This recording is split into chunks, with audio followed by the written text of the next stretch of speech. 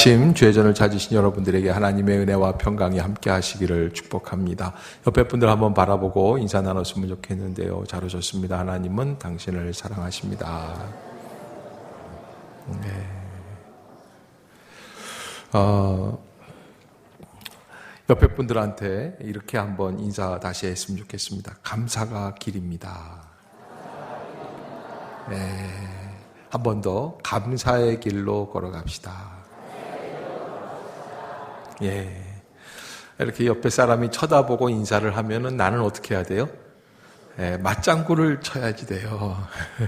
근데 저만 쳐다보고 계시는 분들이 있으세요. 예, 그러지 마시고 옆에 사람 인사를 하면 옆에 사람 축복해 주시고 권면해 주시고 함께 좀 손도 잡아 주시고 남자는 남자끼리 여자는 여자끼리 이렇게 서로 격려하고 한 번 더 감사가 길입니다. 할렐루야. 예. 흔히 이 시대를 길이 없는 시대다, 아니 길이 보이지 않는 시대다라고 말을 합니다. 사람들은 그래서 이 시대를 가리켜 삼불 시대다, 불안과 불만과 그리고 불신의 시대다, 또 혹은 불확실, 불안정, 또 불경기의 시대라고 말하기도 합니다. 믿을 수 있는 곳이 전혀 보이지 않는 시대라고 하는 의미가 있습니다. 그러나 여러분, 길이 없는 시대, 또 길이 보이지 않는 시대이지만 그렇다고 인생은 그 자리에 주저앉거나 멈출 수는 없는 것입니다. 길이 없어도 가야만 하는 것이 인생입니다. 그러기에 우리에게는 길을 여는 열쇠가 필요합니다. 그 열쇠는 바로 감사인 줄로 믿습니다. 저는 오늘부터 시작해서 또 1년의 마지막 부분인 11월, 12월 이 계절이 감사로 물들 수 있는 축복의 계절이 될 수 있기를 주의 이름으로 부탁합니다. 1년의 마지막 부분인데 이 11월을 시작하는 날 저희 교회는 매년 1년의 11월 첫째 주일을 감사의 계절, 추수감사 주일로 정하고 지켜나가고 있습니다. 이거는 굉장히 의미가 있습니다. 여러분, 어제, 그제 이렇게 갑자기 날씨가 추워졌죠. 좀 적응이 안 되는 것이 10월 달까지도 저희가 10월 중순에 여기에서 함의 노예를, 정기 노예를 가졌었는데 노예 드릴 때에도 에어컨을 틀어야 되나 말아야 되나 땀을 흘리고 더워서 그렇다. 2주 전이에요. 그런데 지금은 뭘 틀었어요? 히터를 틀었어요. 그래서 어저께 부랴부랴 다 꺼내가지고 목사님들과 장로님, 집사님들이 다 나오셔서 청소하고 그리고서는 다시 이렇게 예배 이 환경을 준비를 했습니다. 날씨가 갑자기 쌀쌀해집니다. 이때만 되면 갑자기 추워요. 저는 11월에 오는 추위는 입시생들을 격려하는 추위다 이렇게 생각을 하는데 여러분 추우면 점수가 높아집니다.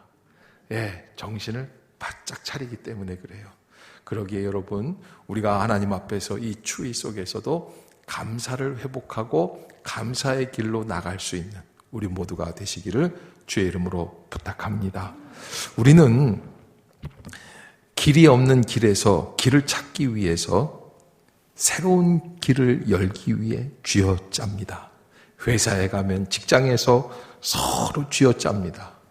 엄마는 돈지갑을 가지고 쥐어짭니다. 그런데 이 새로운 길은 쉽게 열리지 않습니다. 그래서 인생의 가장 큰 축복이 뭐냐? 길이 열리는 거예요. 저는요, 길에 좀 집착하는 편이에요.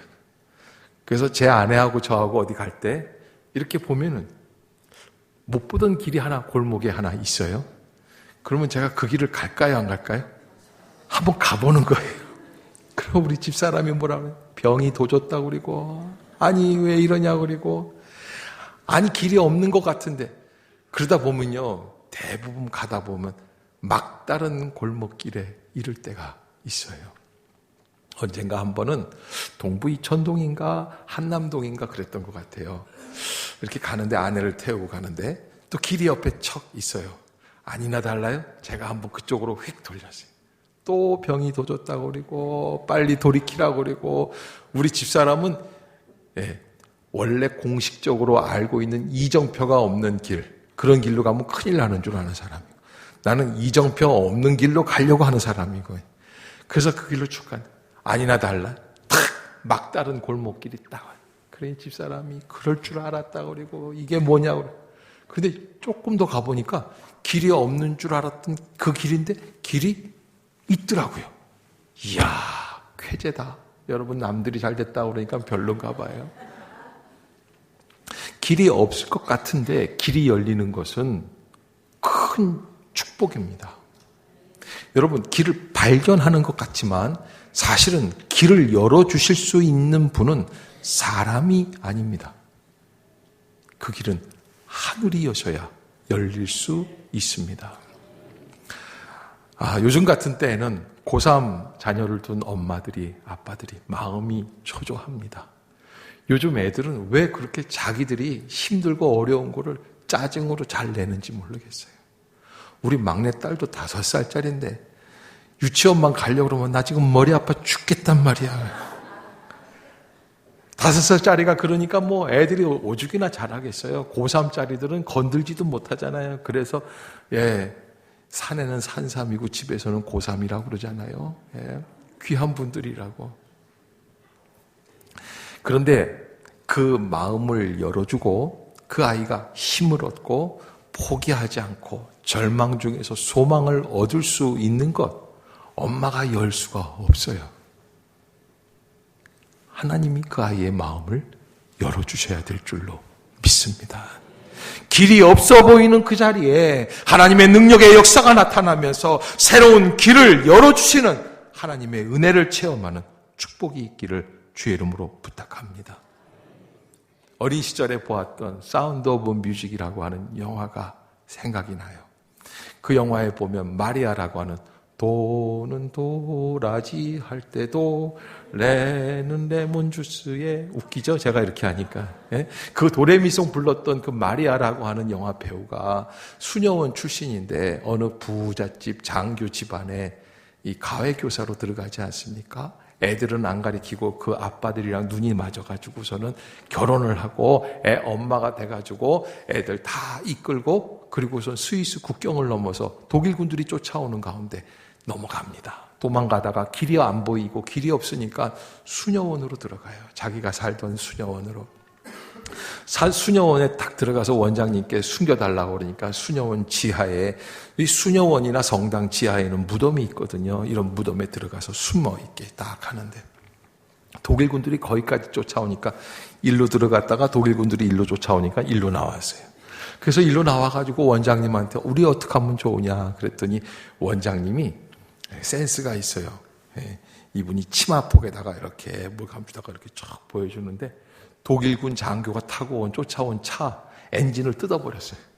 그래서 그 엔진의 중요한 부품, 전자 이게 무슨 부품 장치 이걸 탁 뜯어가지고 이걸 보여주면서 그때 그 원장님이 이런 얘기를 해요. 하나님은 정문을 닫으실 때는 창문을 열어놓으시는 분이시다. 여러분, 제가 그때 그걸 탁 생각을 했어요. 그래서 그 원장이 뭐라고 그러냐면 걱정하지 말고 도망가라 그래요. 독일 군들이 알고서 막 쫓아나와가지고 부랴부랴 시동을 거는데 걸려요, 안 걸려요? 그 이유는 원장님과 하나님만 아는 수수께끼였어요. 여러분, 인생에 있어서 정문이 막혀 있다고 생각될 때 그 막힌 정문 앞에 쩔쩔매는 우리들을 위해서 다시 창문을 열어놓으시는 분이 하나님이신 줄로 믿습니다. 인생의 닫힌 문을 열 수 있는 방법은 하나님밖에는 없습니다. 믿음밖에는 없습니다. 이 믿음을 통하여서 하나님께 감사의 고백을 드릴 때, 열쇠 구멍에 감사를 꽂을 때 믿음의 완성이 시작이 되는 줄로 믿습니다. 스펄전 목사님이 이런 말씀을 하셨어요. 받은 축복에 대하여 하나님께 감사하면 축복이 이어지고, 당한 불행에 대해서 하나님께 감사하면 불행이 중지된다. 여러분, 한번 따라해 주시길 바랍니다. 축복에 대하여 하나님께 감사하면 축복이 이어지고, 불행에 대하여 하나님께 감사하면 불행이 멈춘다. 할렐루야. 여러분, 불행도 감사하십시오. 불행이 멈춰지게 될 줄로 믿습니다. 불행을 멈출 수 있는 브레이크가 감사입니다. 감사를 이어갈 수 있게 하는 악셀에다가 감사인 줄로 믿습니다. 불평은 인생을 감옥으로 만들고 감사는 인생을 감동으로 만든다는 말도 있습니다. 불평하면 감옥 안에 갇혀 살게 됩니다. 그러나 감사하면 감동이 가득한 인생으로 변화될 줄로 믿습니다. 그러기에 하나님의 은혜 가운데 감사를 캐어내어 감사를 시작할 수 있기를 주의 이름으로 축복합니다. 바울 사도는 그래서 믿음이라는 것이 새롭게 시작하는 감사의 출발이다. 고린도후서 5장 17절 말씀에 그런즉 누구든지 그리스도 안에 있으면 새로운 피조물이라. 이전 것은 지나갔으니 보라 새 것이 되었도다. 예수 믿는 것이 새 것입니다. 예수의 믿음이 우리를 새롭게 하십니다. 그 길이 감사의 길이고 그 길이 축복의 길이고 구원, 어둠의 감격이 은혜의 길인 줄로 믿습니다. 하나님 안에서 감사하면, 그러면 하나님 앞에 불행과 같은 인생도 감사의 인생으로, 감동의 인생으로 변화될 줄로 믿습니다. 나폴레옹 황제 당시에 나폴레옹이 새롭게 황제로 등극하는데, 등극하니까 남이 잘 되면 또 배가 아픈 사람들이 있어요. 션이라고 하는 친구가 반역죄로 감옥에 갇히게 됩니다. 이 사람은 무슨 악한 뜻이 있어서 황제를 비판한 게 아니라 좀 잘해봐라 하는 뜻에서 얘기했는데, 이거를 중간에서 누가 오해를 해가지고 모함을 해서 이 사람을 감옥에 집어넣었습니다. 어저께까지 친구라고 믿던 황제가 자기를 감옥에 집어넣었다고 하는 배반감, 상실감, 좌절감, 절망감에 빠져서 하루, 이틀, 사흘 감옥 안에 지내는데, 감옥에서 황제에게 미운 털이 박힌 사람이라고 하니까 아무도 자기를 알아주지를 않는 거예요. 심지어 가족들도 이 방문을 못할 형편에 놓여 있게 되었어요. 그가 그 어둠과 절망 속에서 감옥 벽에다가 뭐라고 썼냐면, 나를 돌봐줄 사람이 아무도 없구나. 그런데요, 한 달, 두 달 지나는데 봄이 왔나 보죠. 이 감옥 이 쇠창살 틈에서 참 희한한 게 어디서 불어왔는지 꽃이 하나가 심겨져가지고 파란 싹이 그 틈바구니 속에서 나오는 거예요. 이거를 보고 이 션이라는 사람이 깜짝 놀라서, 야, 여기에 꽃씨가 생기다니, 여기에 새싹이 나오다니. 그래서 자기에게 꼭 배급되는 그 밥이랑 그 물 중에서 이게 물을 조금씩 아껴두었다가 이 잎사귀에다가 물을 조금씩 떨어뜨리기 시작을 했어요. 그러더니 이게요, 점점 커지기 시작하더니 아름다운 장미꽃 같은 예쁜 꽃으로 바뀌는 거예요. 이 사람이 그 꽃씨를 잘 받아뒀다가 내년에는 그 깨진 밥그릇 같은 거 감옥 안에서 구하기 시작해서 흙을 조금씩 모아서 거기에다가 꽃씨를 심고 꽃을 터뜨리게 해요. 1년 지나면서 어떤 소문이 나냐면, 야, 저 바스티유 감옥에 이상한 사람이 한 사람이 있는데 그 남자가 말이지 꽃을 키운대. 근데 여러분, 이 소문이라는 게 참 이상하게 그게 또 황제의 부인 조세피나라고 하는 여자가 이 얘기를 듣고, 그 여자들이 호기심이 많잖아요. 한번 가보고 싶은 거예요. 가서 봤더니 정말 이 남자가 거기서 혼자 독방에 갇혀 있는데 여기저기 밥그릇에다가 꽃을 키우고 있는 거예요. 황제한테 얘기를 했어요. 여보, 그 사람 내가 보니까 당신 해코지를 할 만한 그런 사람은 아닌 것 같습니다. 여러분, 정말 나쁜 놈들은요, 감옥에서 꽃 키울까요? 뭐 다른 걸 키울까요? 제가 아는 어느 목사님이 감옥에 들어갔는데 사상범으로, 그 옆방에 무기징역 들어왔던 죄수 한 사람, 험상궂게 굳은 조폭 같은 사람이 맨날 창살에다 대고서는 손가락을 부딪히는 거예요. 그냥 내리고. 그래서 형님, 뭐 하느라고 이렇게 손가락을 그렇게 합니까? 이게 내가 이제 무슨 모범수나 무슨 일이 있어서 혹시 나가는 일이 있으면 나를 여기다가 보낸 검찰로 눈부터 한번 쑤셔버리겠다. 여러분, 감옥에서는 그런 거 키우는 거예요. 그런데 이 사람이 꽃을 키우는 거예요. 꽃을 키우니까 마음이 바뀌어요. 나를 찾아올 사람, 나를 돌봐줄 사람이 아무도 없구나 해서 모든 것이 하나님의 은혜이구나라는 것으로 고백이 바뀌는 줄로 믿습니다. 그해 여름에 나왔을까요? 안 나왔을까요? 누명을 벗고 나오는 거예요. 길이 없어 보이는 곳에 길을 만들 수 있는 것은 감사의 기적밖에는 없습니다. 여러분, 우리가 왜 감사를 드려야 됩니까? 감사밖에는 길이 없는 이 시대를 나아갈 수 있는, 찾을 수 있는 방법이 없기 때문에 그렇습니다. 그러기에 여러분, 이 감사의 기적의 길을 걸어갈 때 인내함으로 걸어갈 수 있기를 주의 이름으로 축복합니다. 한국 사람들은, 저도 한국 사람이지만 독특한 사람들이에요. 여러분, 이 믿음이라는 것은 어떤 믿음이 되어야 되면 인내하는 믿음, 하나님을 기다리는 믿음이에요. 그런데 우리 한국 사람들만큼 기다리는데 소질이 좀 없어요. 원래 사실 곰이 들어가서 100일 동안 마늘하고 쑥 먹고 나온 민족이 한국 민족 아닙니까?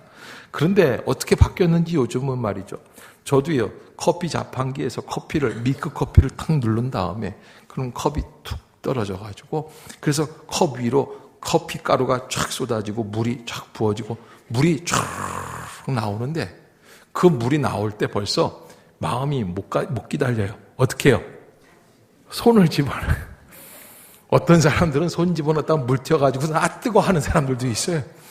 여러분, 한국, 세계에서 커피 자판기에다 손 집어넣고 기다리는 민족은 우리밖에는 없어요.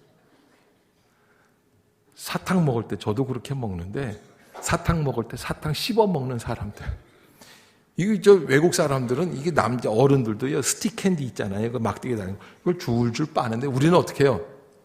얘는 딱 넣으면은 무조건 사탕은 다 깨물어 먹는 거예요. 우리나라 사람들이 제일 좋아하는 단어가 빨리빨리라는 단어래요.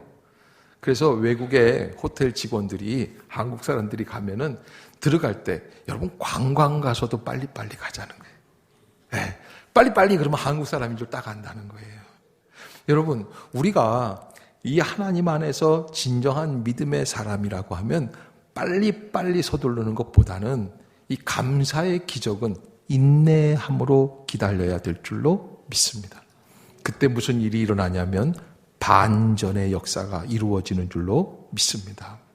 생각할 수 없었던, 예상하지 못했던 상황들이 거꾸로 돌려놓은 것처럼 나타나는 현상을 반전이라고 하는데, 이 반전은 인내하며 기다리는 자에게 주시는 축복의 은혜인 줄로 믿습니다. 하나님은 감사의 반전의 명수인 줄로 믿습니다. 그래서 발레리 앤더슨이라는 분은 감사는 결코 졸업이 없는 과정이다. 늘 감사해야 한다라는 거예요. 1942년 10월 더글라스 메가더 장군에게 메시지를 전하기 위해서 에덴 리벤베커라고 하는 군인이 B-17기 전투 폭격기, 큰, 이게 하늘을 나는 요새라고 하는 큰 비행기입니다. 이걸 몰고 남태평양을 횡단하던 중인데 갑자기 어떻게 된 일인지 연료가 떨어져서 비행기가 바닥에 곤두박질하게 되었습니다. 구명조끼를 입고 탈출은 했지만 악천후와 물, 상어, 햇빛, 이 바닷속에 혼자 망망대해에 떨어져 나와가지고, 그래서 거기에서 7일을 견디는데 이 비상식량이 7일째 다 떨어져 버렸다고 합니다. 어쩔 도리가 없습니다.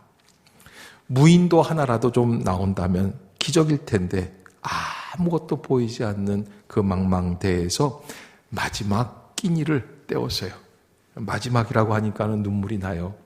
그리고 그 마지막 끼니를 먹으면서 하나님께 감사 기도를 드렸어요. 하나님, 그냥 죽을 수도 있었는데 7일 동안 살려주셔서 감사합니다. 먹고 죽을 수 있어서 감사합니다. 마지막 남은 끼니를 붙들고 감사하면서 기도를 하고, 그리고 먹다가 지쳐서 잠이 들었어요. 내리쬐는 태양빛 앞에서 조용한 바다 위에 모자를 하나 푹 눌러 쓰고, 그리고서는 구명조끼를 입고 바다에 떠 있는데 뭐가 하나 올라와가지고서 날라와서 머리에 푹 앉는 거예요. 자다가 이렇게 보니까 갈매기 한 마리가, 하얀 갈매기가 왜 있을까? 여러분, 갈매기가 있다는 건 뭐가 있다는 거예요? 섬이 어딘가에 있다는 거예요. 갈매기가 있다 그러면 물고기가 있다는 건데, 아무것도 안 보이는 데서 갈매기가 날아와서 자기 모자에, 리벤베커라고 하는 병사가 살살 손을 들어서 갈매기를 탁 잡아가지고 이거를 뜯어서 먹었어요. 창자는 뜯어가지고 뼈에다가 걸어가지고 물고기를 잡아서 먹었어요. 며칠을 더 견뎠어요. 견딜 수 없는 상황에서 견뎠어요. 기적처럼 구조대가 그를 찾으러 왔어요. 그 이후로 이 리켄 병사가 육지에 가가지고 고향에 가서 미국에서 하는 일이 생겼어요. 갈매기들이 많은 해안가에 금요일 주말이면은 양동이에다가 생선, 작은 생선을 가득 들고 간다는 거예요. 가서 하늘을 향해서 이 갈매기들한테 이걸 쫙 준다는 거예요. 왜요? 자기를 죽어가면서 살려주었던 갈매기라는 거예요. 제가 그 얘기를 들으면서 우리도 누군가 죽었기 때문에 사는 존재 아닌가. 여러분, 믿음이라는 게 뭡니까? 구원이라는 게 뭡니까? 공짜 구원이 어디 있습니까? 우리가 이 자리에 앉아서 감사할 수 있고, 우리가 하나님께 기도할 수 있고, 하나님을 예배할 수 있었던 구원의 역사가 어디에서부터 시작이 됐습니까? 우리를 위해서 죽으신 예수 그리스도의 핏방울 때문에 우리가 이 자리에 있는 거 아니겠습니까?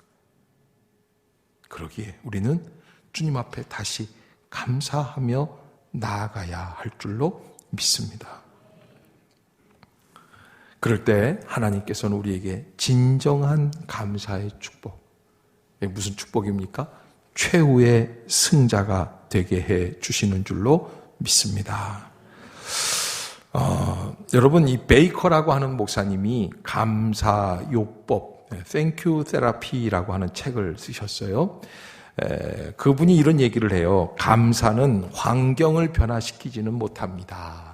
감사는 환경을 변화시키지는 못합니다. 무슨 얘기입니까? 여러분, 눈 안 보이는 사람이 감사를 1000만 번 한다고 눈이 뜨이는 것은 아니라는 거예요. 얼굴이 못생긴 여자가 거울을 보면서 못생기게 해줘서 감사합니다 떴는데 신데렐라가 되지는 않아요. 여러분, 환경이 바뀌어지지는 않아요. 그런데요, 이 베이커 목사님이 감사요법 책에 뭐라고 그랬냐면 태도는 변화시킵니다 라는 얘기를 했어요. 근데 여러분, 인생에 있어서 태도가 참 중요해요. 조건과 환경은 변하지 않아도 나의 마음가짐, 나의 태도가 변화되기 시작하면 인생 자체, 운명 자체가 변화되는 역사가 시작이 될 줄로 믿습니다.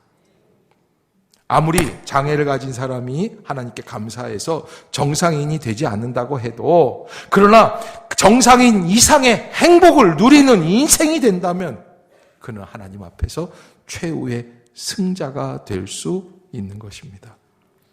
그 책에 나오는 캐롤이라는 여자가 있는데, 이 여인은 32살 먹었지만은 6살짜리 어린아이의 몸, 다리도 없고 팔도 없습니다.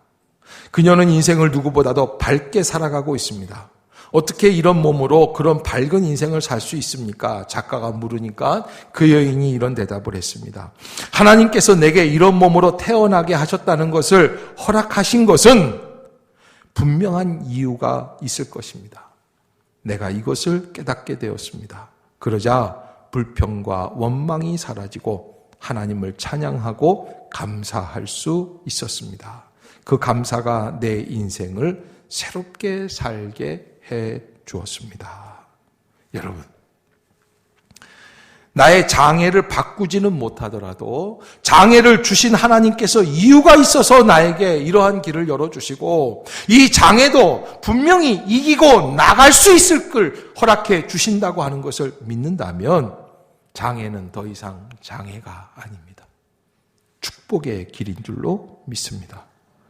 그 책에 나오는 두 번째 주인공 안드레아 보첼리라고 하는 남자가 있어요. 이 사람은 10살 때 야구를 하다가 공에 맞아 시력을 잃어버렸습니다. 이런 사고를 통해서 장애를 당한 사람들은 굉장한 회 안에 쌓이게 됩니다. 그때 내가 야구를 하지 않았으면, 그때 내가 그 자리에 없었으면, 그 공이 나를 비껴가기만 했으면 이런 저주가 일어나지 않았을 텐데.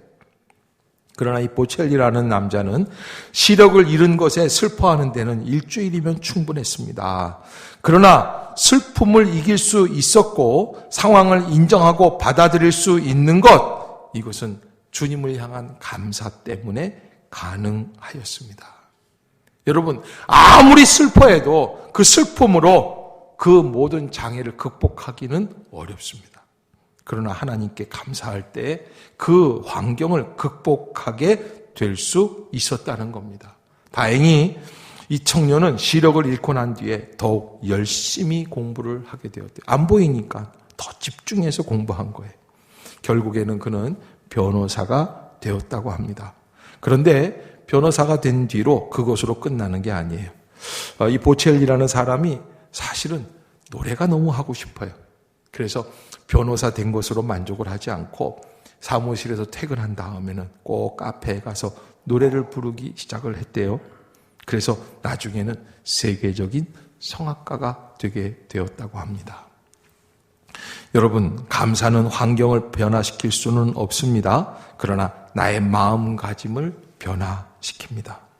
인생을 대하는 나의 태도를 변화시키고 나 자신을 변화시킵니다. 그리하여 넘을 수 없을 것 같았던 환경을 뛰어넘어 축복의 삶을 살아갈 수 있도록 인도해 주시는 줄로 믿습니다.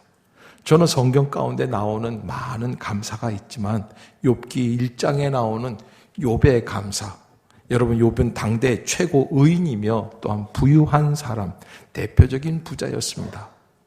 그를 소개하는 그 말씀들을 보면 아들이 7이고 딸이 3이고 양이 7,000마리, 낙타가 3,000마리, 소가 500결이, 암나귀가 500마리, 종도 수백 명이 있었습니다. 그러나 이 모든 것들이 무너질 때 하루밖에는 걸리지 않습니다.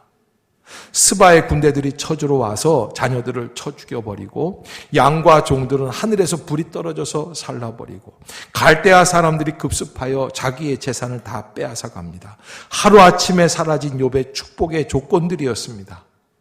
그런데요, 그 욥기 1장 21절에 그 소식을 들은 욥이 하나님께 드리는 고백이 있습니다.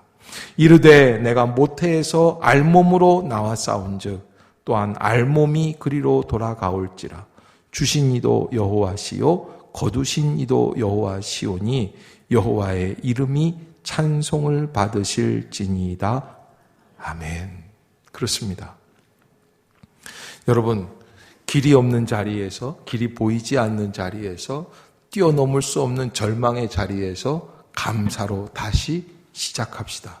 그러면 새로운 승자로 나아가게 됩니다. 늘 패자가 될 수는 없습니다. 인생에는 반드시 기회가 오게 되어 있습니다. 그 기회를 가만 보면 감사하는 사람들이 얻게 되는 것을 우리가 깨닫게 됩니다. 여러분, 이제 가을이 깊어가요. 오늘부터 시작해서 가을이 11월 5째 주가 있습니다. 그래서 또 12월 4주가 있습니다. 이렇게 아직도 우리에게는 9주가 남아있는데 이 동안에 하나님 앞에 감사를 시작할 수 있기를 주의 이름으로 축복합니다. 여러분, 오늘 저녁 때 집에 돌아가면 고3짜리 딸내미가 엄마를 보고 있다가 분명히 아침에 나하고 싸우고 나왔는데 엄마가 콧노래를 부르고 오면 엄마가 이상하죠. 미쳤나? 왜 저러지? 저건 뭐지? 엄마한테 묻습니다. 엄마, 열 안 받아? 응, 열 받을 필요가 없지. 왜? 길이 안 보이는데. 그런데 집에서는 안 보이지만 교회 가면 길이 보인단다. 아멘 안 하세요? 할렐루야. 오늘 여러분들이 집에 가서 고백할 이야기 따라해 봅시다. 그런데 교회 가면 길이 보인단다. 감사가 길인 줄로 믿습니다. 할렐루야. 감사합시다. 감사할 수 없는 상황에 감사로 시작합시다. 그때 새로운 역사가, 새로운 길이, 새로운 은혜가 우리 안에서 시작이 될 줄로 믿습니다. 우리 함께 기도하도록 하겠습니다. 사랑의 하나님, 은혜를 참 감사합니다. 길이 없는 자리에 길을 열어주시는 주님이심을 믿습니다. 추수감사 주일이지만 우리의 일상의 삶이 감사하고는 거리가